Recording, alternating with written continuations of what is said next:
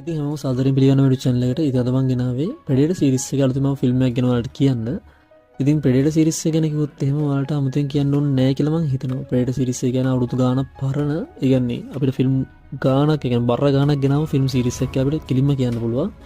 මොකද Predator ගත්තොත් එහෙනම් Predator අපිට කලින් Predator කියලා ෆිල්ම් series එකක් ආවා. අයාවා Predator vs Aliens කියලා Aliens කියන ෆිල්ම් series එක Predator series එක දෙකම combine කරලා cross series එකක් විදිහට ඒක ආවේ. ඔයාලා කියන්නේ Aliens ලා ගැන හොයනවා නම් Alien කියලා වෙනම ෆිල්ම් series එකක් ගියානේ. අමුතු Alien එකක් කියන්නේ යාලා series එකක්ම ගියා. ඊයාසේ Predator series එකක් ගියා. මේ දෙකම combine කරලා series එකක් ගියා. ඒකෙත් මම යන ෆිල්ම් දෙකක් හරි තුනක් හරි ආවා. ඉතින් ඊට පස්සේ මේ ළඟදී කියන්නේ මෑත කාලිනව Prey කියන ෆිල්ම් එක Predator ෆිල්ම් එකක් විදිහට ඊට පස්සේ මේ ළඟදී රිලීස් වෙලා තියෙනවා දැන් Predator Badlands කියලා.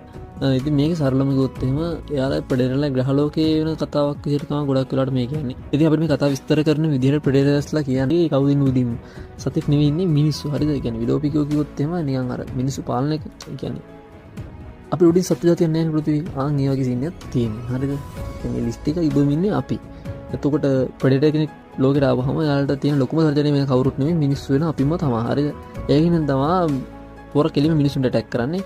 දැන් Predatorස්ලා කියන්නේ එහෙමයි. හරිද? යාළුවා දැනකට ඉන්ඩස්ට්‍රිත් කියන්නේ ඔය සත්තු 10ක් ඉන්න තැනකට පහිනවා කියන්නේ. එතන සත්තු මරාගෙන දැන් අන්තිමේ ඉන්නවනේ. එතනින් ඔක්කොම මරන්න පුළුවන් සති. ආන්ගේ සතව තමයි Predator මරන්නේ. ආන්ගේම සීන් එක තමයි තියෙන්නේ. ඉතින් ඒක තමයි යාළුවගේ සිස්ටම්. ඒ කියන්නේ යාළුවා පොඩි කාලේ ඉඳලා හදන්නේ එහෙම, හැදිලා තියෙන්නේ එහෙම. ඉතින් Predator ලෝකේ කියන්නේ කෙලින්ම හන්ටර්ස්ලා ලෝකයක්. ඒක න කතාමාලාවක් තමයි යන්නේ. ඉතින් මේක ඇත්තටම හොඳ ලස්සන ෆිල්ම් එකක් වෙයි කියලා හිතනවා. ෆිල්ම රිලීස් කරලා තියෙන්නේ කැමරා එක ඇවිල්ලා තියෙන්නේ. තාම ඔරිජිනල් HD රිප් එකක් නෑ ඇත්තටම. කැමරා කොපියක් තියෙන්නේ. බලන්න කැමති කට්ටිය ඉන්නවනම් පල්ලා පින් කරපු කමෙන්ට් එකේ තියෙන link එක ගිහලා බලන්න පුළුවන්. ඉතින් බලලා කොහොමද කියලා කියන්න. මම HD කොපියක් හරි Blu-ray වීඩියෝ එකක් හරි ආපු ගමන් මේක link එකක් දාලා තියන්නම්. ඉතින් අපි ඊළඟ වීඩියෝ එකේ හම්බෙමු.